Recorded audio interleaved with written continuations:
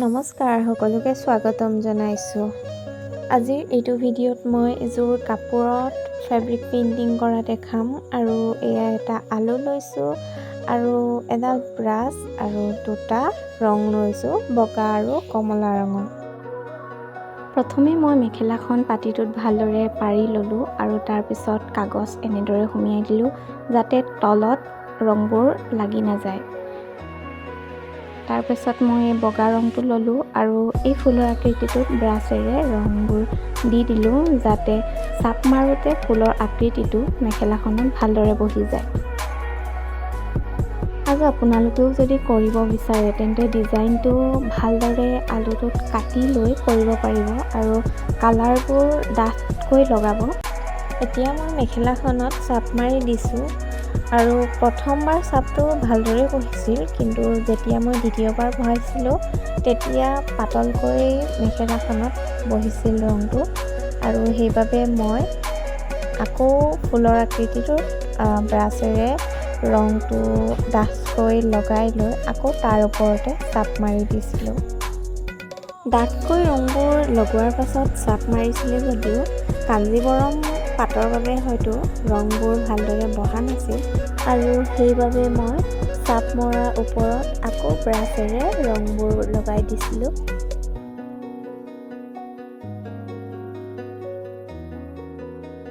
আৰু মোৰ আধা আধি ফুলকেইপা আঁকি হৈ গৈছিল আৰু অলপ বাকী আছিল।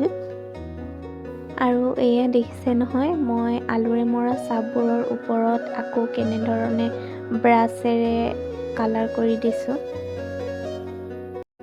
আলুৰে চাপ মাৰোঁতে ৰংবোৰ বহা নাছিল যদিও মই সম্পূৰ্ণ মেখেলাখনত শ্বেপটোৰ বাবে আলুৰে চাপ মাৰি লৈছিলোঁ আৰু তাৰপাছত ফুলবোৰৰ ওপৰত আকৌ ৰং কৰি দিছিলোঁ অলপ শুকুৱাৰ পাছত।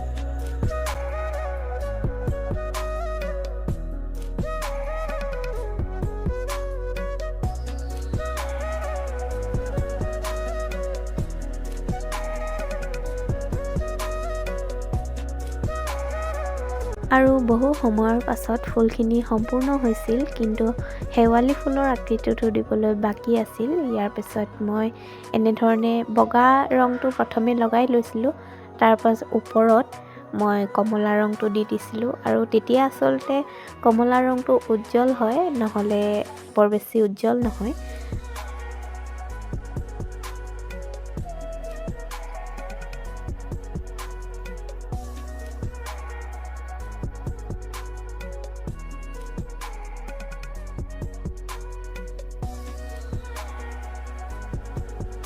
আৰু বহু সময়ৰ পাছত সম্পূৰ্ণ হ'লগৈ মেখেলাখন আৰু ফুলপাহ কেনেকুৱা লাগিছে নিশ্চয় জনাব। আৰু এতিয়া মই চাদৰখন লৈ লৈছোঁ ৰং কৰিবলৈ। আৰু চাদৰখনতো মই মেখেলাখনত কৰা ডিজাইনটোৱেই কৰিছোঁ, কিন্তু মই এনেধৰণে তিনিপাহ থকা এলাইনি দিছোঁ আৰু ইয়াৰ ওপৰত মাজে মাজে এপাহ এপাহ দিছোঁ আৰু চাদৰ ছাইডটোত এপাহ এপাহ কৰি দিছোঁ। আৰু এয়া হ'ল সম্পূৰ্ণ কাপোৰযোৰ পিন্ধাৰ পাছৰ লুকটো। যদি কাপোৰযোৰ ভাল লাগিছে তেন্তে নিশ্চয় লাইক এটা কৰি দিব। যদি আপুনি ভিডিঅ'টো ইউটিউবত চাইছে তেন্তে এনেধৰণৰ ভিডিঅ'ৰ বাবে নিশ্চয় চেনেলটো ছাবস্ক্ৰাইব কৰি ল'ব আৰু যদি পেজত চাই আছে তেন্তে ফেচবুক পেজটো নিশ্চয় ফ'ল' কৰি ল'ব। মই আকৌ লগ পাম এটি পুনৰ নতুন ভিডিঅ'ৰ সৈতে।